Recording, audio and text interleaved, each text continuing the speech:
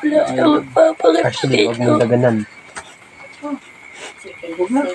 Wala na. Namiss ba sa tatay? Namiss ko lang ay panamatay siya. Upuan po. Upo ko kayo. Wala na. At nung nakuha sa kanya, papa lang. Madam dito. Wala na Nakulan. siya. Wala na si Pakito. Wala na. Ito ang may papa.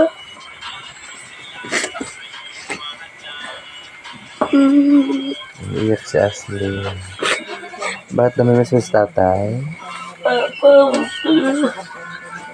Ito po yung buro ni Tatay Pakito na kung saan pinilit po namin iligtas para Bakit hindi dito po ka tayo. namin naalagaan ni Mama?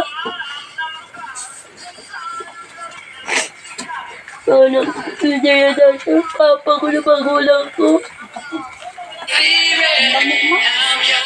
Ay, naman ako.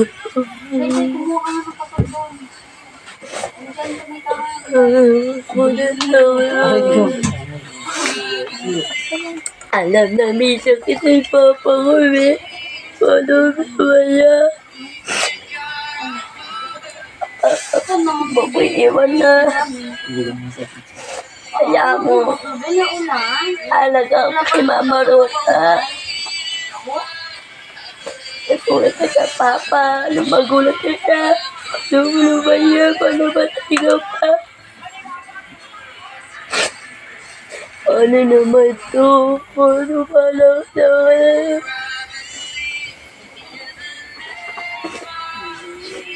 Lord, patuloy lang siya kasi papa. Wala na akong magulang. Ano ba naman yan? Papa, ayaw mo ha. Dada ka namin ng pagkain.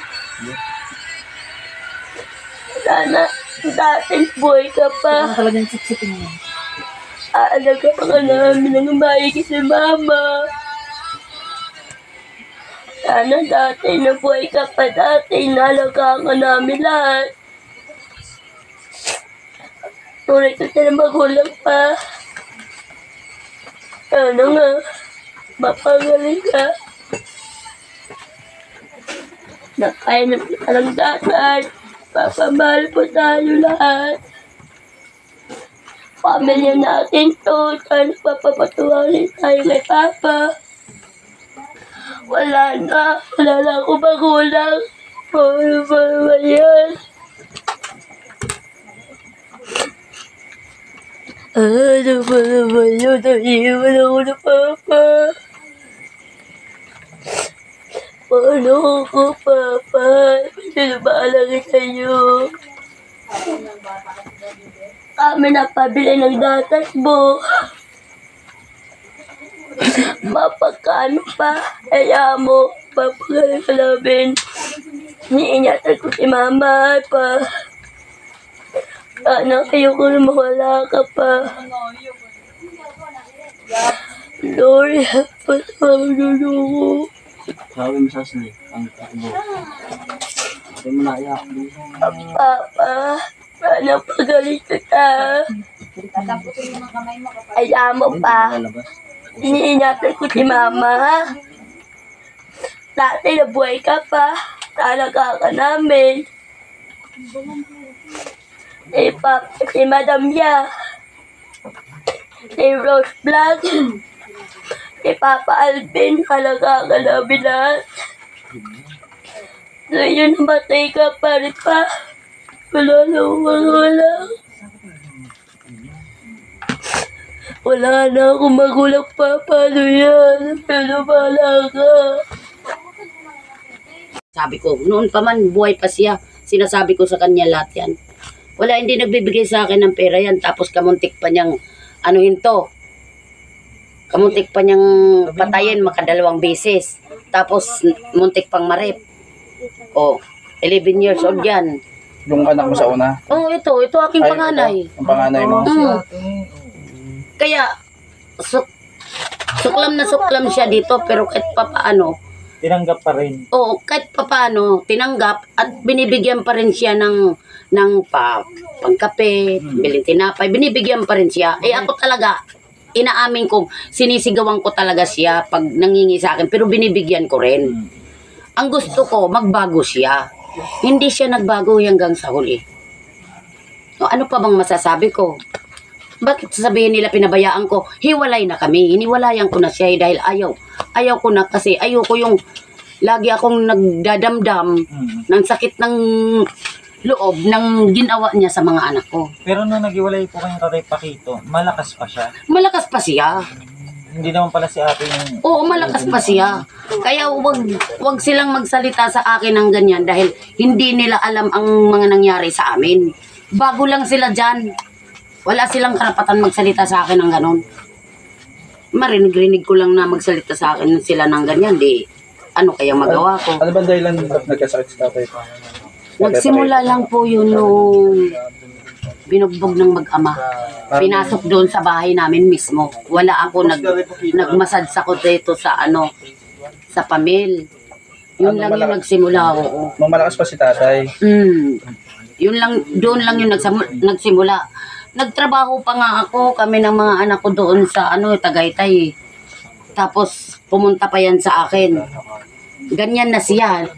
Na siya sa tabingi na yung lakad niya. Doon ko lang na may na siya. Sabi ko, paano ka ba? Yung siguro daw yung pagkabugbog niya. Kasi pinalo siya dito ng 2x2. Sabi ko, hindi ka naman lang kasi lumaban. Hindi kasi nalaban yan. Sabi ko, lagi kong sinusumbat sa kanya yung pagsasabi na, sabi ko, ba't hindi ka nalaban? Sabi ko ganun. Lagi kong sinusumbat sa kanya yan. Babae lang ang kaya mo, mga anak ko lang ang kaya mo. Hindi mo kaya ang mga nang aaway sa'yo. Sabi ko sa kanya. Sabi ko. Okay, ang tanong ko ngayon, nagkaroon kayo ng 2 anak, wala ka bang nakontak? Wala kang nakilala kahit isa sa mga kapatid niya o kamag-anak niya man lang? May sinabi nga sa akin ng kapatid niya dito, hindi naman niya sinabi sa akin kung saan nakatira. Hindi mo inalam kung saan sa province, anong province niya? Ang province niya talaga ay Antique. Yun ang sinabi niya sa akin. Antique. Tapos, Yun lang. Wala na siyang ibang sinabi. black and white ka sa impormasyon sa Oo, kanya? sa impormasyon sa kanya. Talagang wala ka alam? Wala akong alam. kahit mga kapatid din. Wala. Isa lang ang sinabi niyang alam ko nga si Junior dito nagpapadyak din pero Kapatid hindi niya niya yun. Oo, hindi rin niya sinabi kung saan nakatira. Pero hindi ba nakita? Yung kapatid Nakita niya? ko isang beses lang pero hindi ko namumukhaan Ilang siya. taon po, I'm sorry, ilang taon po kayo nagsama ni Tatay Pakito? 6 na taon kasi 6 na taon to, iniwan ko siya eh.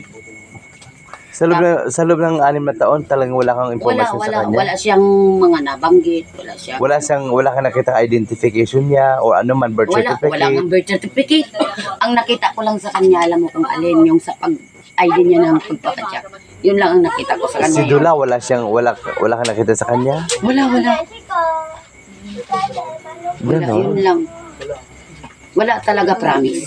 So mga kababayan, siya po yung ni Tatay Pakito, kalibit partner dati, na kung saan nagkaroon sila ng 2 anak. So thankful din tayo dahil kahit paano sa kabila ng paghiwalay nila ng mahabang panahon, tinanggap na dito at dito pa rin po nila pinalamay si tatay. Dito pa rin po sila dinala. So ate, maraming salamat sa impormasyon binigay mo sa amin. Hopefully na makita ito ng mga kamag-anak ni tatay. Dapat lang. Oo, si Tatay Pakito Placido po.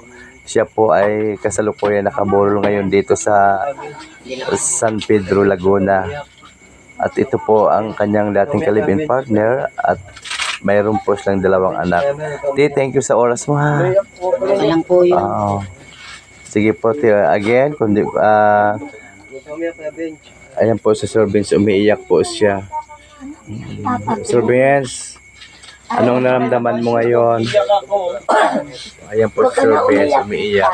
Ang pakialam. Mataba si tatay, no? Mataba siya. Matulog ka. Po, Sir Vince. Na kasi siya na na lagyan Alam ng formalin, oo. So, Vince, ano masasabi mo kay tatay na bigla tayong iniwanan? iyak. Bye-bye.